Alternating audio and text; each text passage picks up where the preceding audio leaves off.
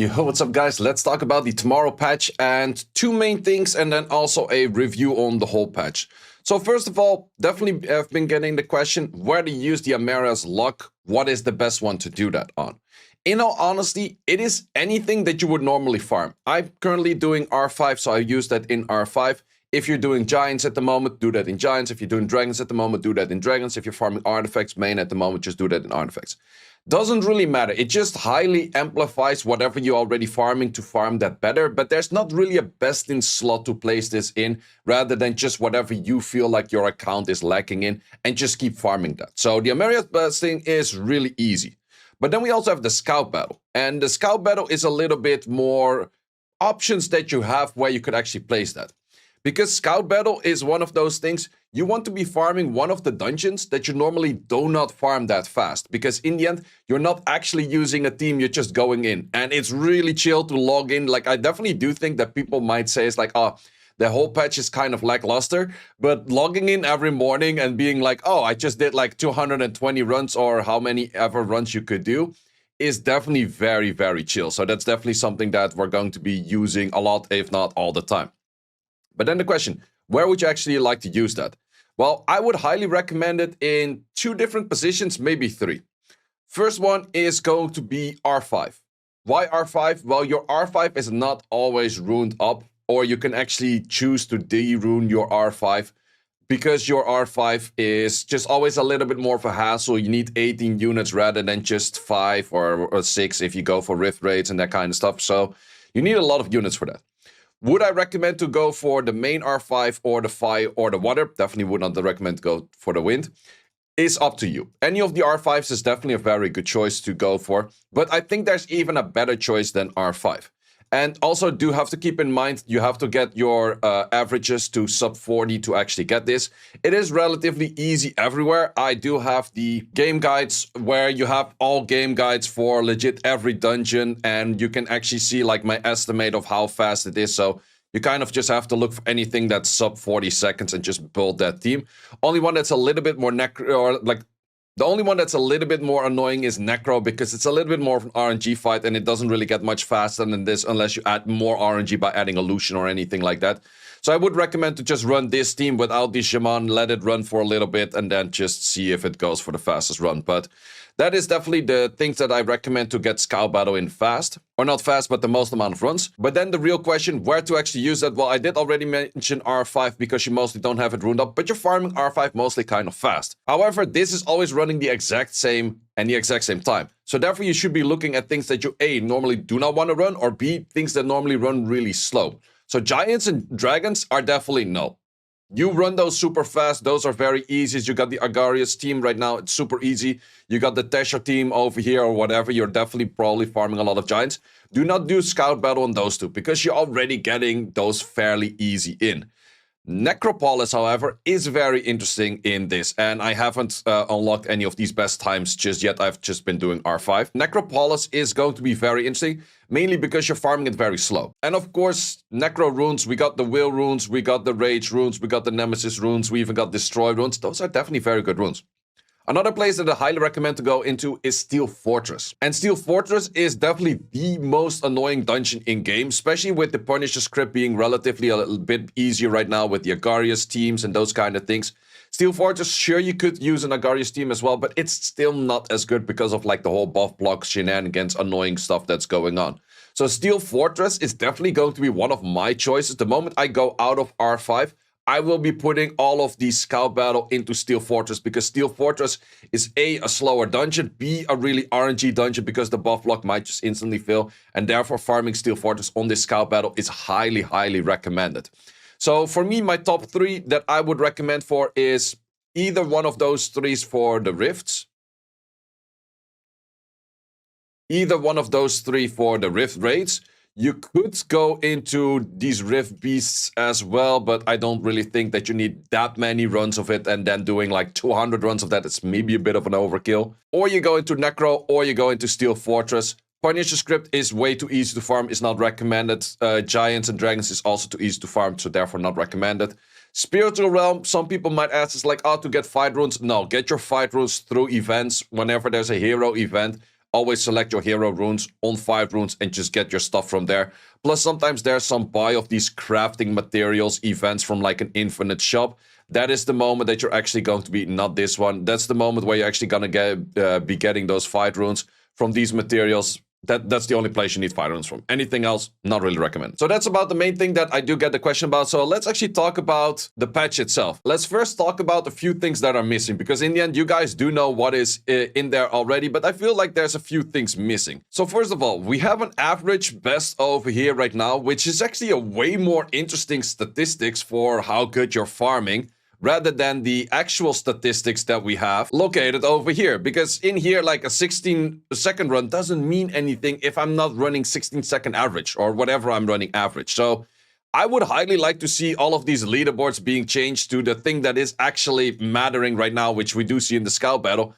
How fast is your fastest average on every dungeon? Because that is way more interesting than your fastest run, which crashes in every freaking corner. Like, there's not a single Formula 1 driver that says, like, I had the fastest lap, but I crashed in every 3rd corner, so I'm better than you. It's like, no, that's not how it works. That costs a lot of money. And in the game, it's just crystals. But then again, still costs you stuff. Another really big part, which a lot of people did mention on this patch, is the lackluster events.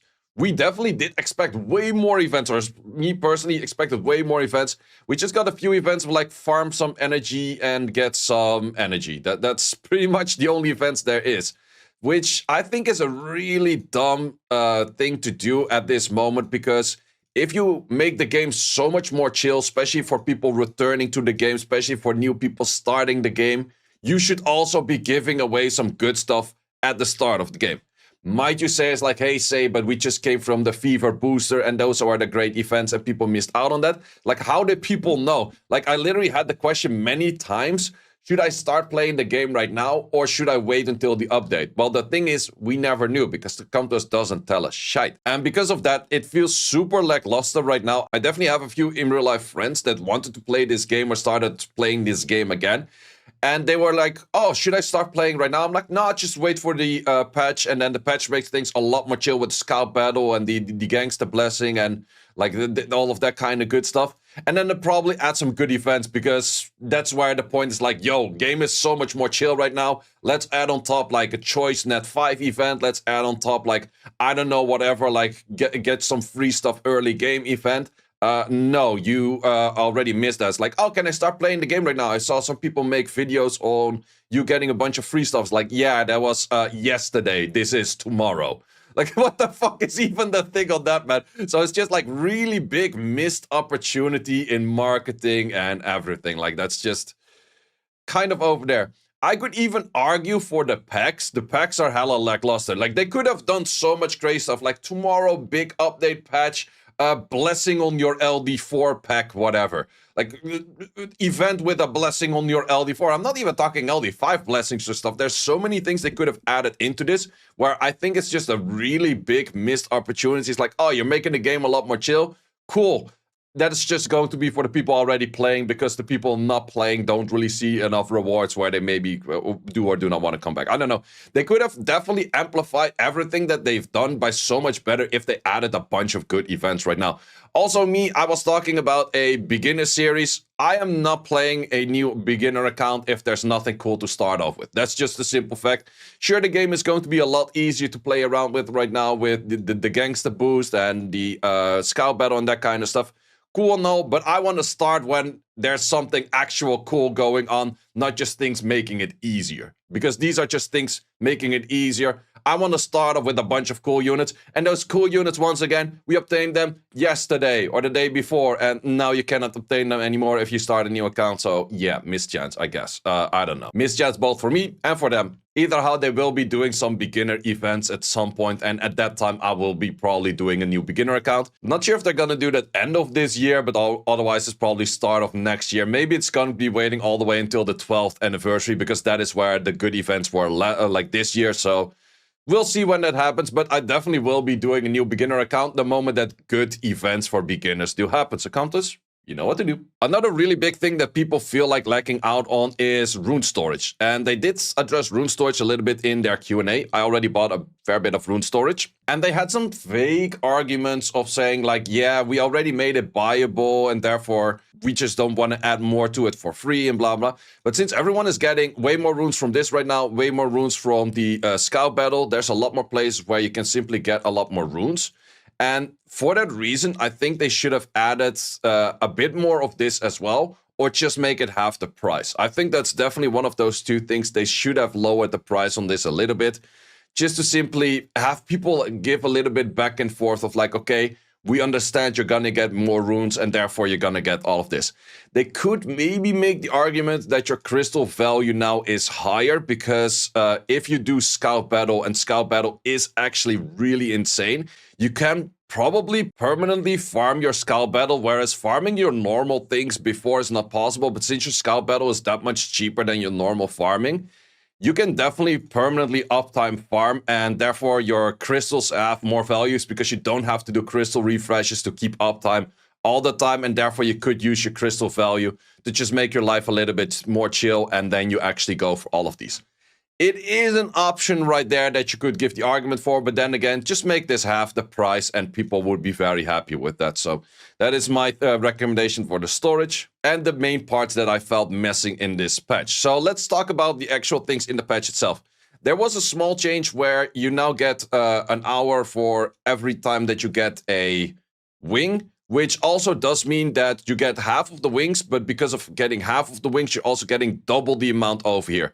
I think that's very chill. I think that's very relaxing to just make an auto team like this.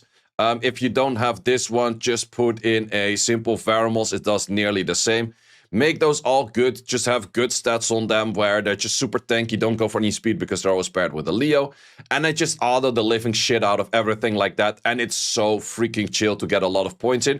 Because with those points, you just get a lot more scrolls as well. So that's definitely a very good improvement. In general sense, they made improvements in like in here you get more points, in Siege you get more points. So everywhere you're getting more points, which technically upped the chance of you getting an LD5 because the moment you up the chance of getting scrolls, you up the chance of getting a dupe, and therefore you up the chance of getting an LD5. So technically, in like a long run, it is boosting the amount of LD5s that people are gonna get by just simply boosting the rewards everywhere. I also did do the Dimensional Hole energy. I think the Dimensional Hole right now is definitely really, really nice. I feel like that you get pretty solid rewards from that. It's a little bit weird to still see blue grinds and blue gems in it, but they specifically did mention blue runes, so no more blue runes, but the other things, blues, are definitely still there, so that's kind of the bit on that, but I think that's okay in general.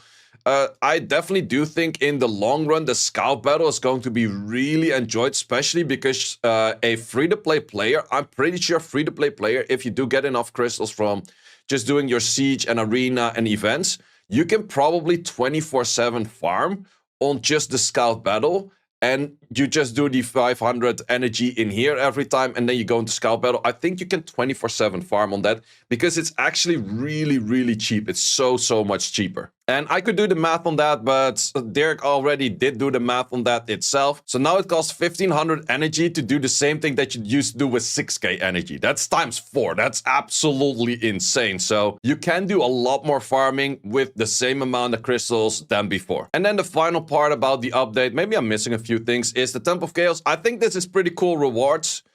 You do get the rewards over here for these core fragments. Video of tomorrow, I'll be talking about where I recommend to use these core fragments. Same for the recommendation of these other things where they add the one over here. These ones, the refinement stones, I'll make like a quick video on that tomorrow for like the different things that I would recommend to go for. Aiming for those things because you can go for a high risk, high reward, or a low risk, often reward kind of style between the two of them. Well, actually mainly on the course. But I'll talk about that in a video tomorrow. But yeah, I definitely do think that this boss is definitely cool. You do see it at the start. Like, I made the first team that was doing really well. Now a lot of people have been rocking up way higher teams than I have. I definitely did expect that. But that was also definitely my plan to first off make a team that everyone can kind of base off their team, which in the end was definitely the team in the middle. Everyone has been using that to better extent than I have. But then also, they only have to focus on the team 1 and a team 3, or even putting this to team 3 I have seen. and then therefore they're getting the higher rank. So I definitely do think that if I were to properly rune up a good team 1, good team 3, because I definitely have seen good upgrades for both of them, I will be able to make a team close towards 7-ish million as well. If I can do way higher than 7 million, I'm not too sure, because some of those are a little bit gatekept by an Uldong or a Lucifer or Pantas. But either how, I definitely do think I can get a lot and a lot higher than that. But I'll probably do that on stream either on the Friday or on the Sunday. Or maybe even Saturday. One of those 3 days I will be doing that on stream, because then I have a few more entries to work with. Also, the test mode currently is still bugged, that if you go from your wave 1 to your wave 2, it might not always transfer the level, so the testing isn't as proper. Because of that, I don't really like the testing as much. I'm gonna be waiting for that to be fixed and then stacking my entries and then go in after. Only thing that I would say about this, I don't really like the time frame thing. I would have rather had this dungeon be open all month, and then you just get 3 entries every week, so you still end up with 12 entries, rather than saying like, oh, for the month, it's going to be open for the first week, and then it's going to be closed for 3 weeks. I don't really like that certain content is gatekept behind like a time frame or a time window. We already do see that a little bit with the inter-server battle, and we already see that with Siege, and we already see with this and that and blah, blah, blah. And TOA, and well, TOA is just a one-time clear, but at least you can, like, that's the thing with TOA, you can choose, like, oh, I clear TOA all the way to the start, I clear TOA all the way to the end. But it is up to you. I would have rather seen it with this as well, where it's just open for the whole month. You just get 12 entries in the whole month, like 4 per order, like 3 or 4 per week, whatever you want to make out of it. And then you can just do it whenever it fits. Because let's say that the first, the first week of the month, you're on holidays. Like, yeah, you don't also want to be re-runing for this, because that is definitely a little bit of a downside on this. You have to re-rune for this altogether. So it would be nice if this also has its own excluded environment for your runes, where you don't have to break all your dungeon teams to rune this up, and then the moment you reset everything back, because that's definitely what you should be doing, resetting everything back. But then you're like, oh, wait, I saw slight better teams. I got a few new entries right now. I got to rune up everything again. So that would definitely be an issue. It would also be really nice if with this, I also lock in all the runes. So rather than just locking in the team, I want to lock in all the runes. And if I click on this, it says like, oh, do you want to spend like $500,000 to equip all of those runes? Yes, sir, please do. That would be absolutely really nice. And I think they should be adding that for everything, where you have a deck, that it's not just clicking on a deck, but also having the deck equip runes that you have saved when you save that deck. Will be absolutely goated right there. But that is definitely a feature that I did already recommend to come to us, and hopefully they do listen to that one to add that into the game. So yeah, in general sense, I think that this update is really good. I think it's really nice for the longevity of the game, of people that maybe not have as much time, don't really have to feel like, oh, I'm falling like super far behind. Because there's a lot of people, especially that don't want to farm artifacts because artifacts shit dungeon. Well, right now, just go to the game guides that I told you. Get an artifact dungeon in that kind of works, and then just start doing the scout battle artifacts for a while, and then just get your way in with that. Very final thing, this pass, is it worth it for 31 bucks? If you're planning to spend on the game and you're like a decent-ish will, so I'm talking like 200, 300-ish in per month, then yes, this definitely does fit in, where you get a good bunch of like everything on it. But is it really like, oh, a must buy, it's crazy good? No, would not really say so. Most likely, December always has the best pack of the whole year. So if you're just planning to spend, let's say, like a 200, 300 in a year or something, or maybe even less, then probably do wait until the December pack before buying this. But if you're a spender of, let's say, 200, 300 a month, then this is definitely one of those things that is pretty decent on the recommendations to be buying out there. But yeah, that's just the whole thing on that. Let me know in the comments what you guys think about this patch. I definitely did hear a bunch of people say it's like, oh, it feels a little bit lackluster. There's not that much to do. I think that is actually what this patch is also supposed to be. Like, the only actual new content is the Temple of Chaos. Outside of that, it's just making your life a lot more chill with the blessing over here, with the scout battle over there, with the dimensional hole being so much more chill, where you can just make 2As way easier, where you can farm this a lot more. So it's really a farming thing rather than just saying a whole new, we got like an Abyss Inferno or whatnot going in. Also, for people that might say, I did hear a few people say that in chat as well when I was streaming, the Reloaded patch was so much better. Absolutely not. Absolutely not. Because you can look it back. The moment Reloaded hit, I was making videos saying do not farm Abyss Heart because it's simply not worth it. The drop rate from the B10 to Abyss Heart was so bad that I just recommended no one to farm it. It was way too difficult at the start, even for like the heavy wheels. You could barely clear this. It was gate capped by a bunch of LD5s and that kind of stuff. And it took them 3 months because I think this was released on the 30th of July or July. Yeah, I think July probably. I'm not really sure, but somewhere around that time or even June. And it took them until like pretty much the 3rd or 4th of November, which was right after SWC, to make like a whole essay of saying like, okay, we're going to change a whole bunch of stuff. We're going to increase the drop rate. We're going to decrease the difficulty, blah, blah, blah. So it took them a good 3-4 months to actually make Reloaded really good. That could be still a thing on this where, okay, we have the tomorrow patch right now. These are the things we implement, but it's still like one of those things like, okay, they like to do things step by step, as they call it, where they're going to be implementing maybe that they will notice after a month or 2 or 3 or 4. That's like, hey, actually you're getting barely any of those. Maybe we should up the numbers on these. Or maybe we should give different places where you get those. Or maybe we should have like a different rotation on this boss. Or maybe the scout battles should be slightly different. Or the Amelia blessing, or the Ameria's blessing, the gangsta blessing, the gangsta luck thing, whatever it's called. We should change that a little bit. So those things are definitely there, and therefore I'm also giving the feedback. I have also feedback that I do see on the comment section. I will also give back to come to us if it makes sense, of course. So definitely let me know in the comments what you guys think about this update, and see you as always in the next one. And if you're still playing in the Siege tournament like I am supposed to be playing in just a few minutes, good luck. Thanks for watching. If you would like to see more guides, join the Discord and check out the content tab for the guide video archive, which contains all of the guides that you might need. Hope to see you there.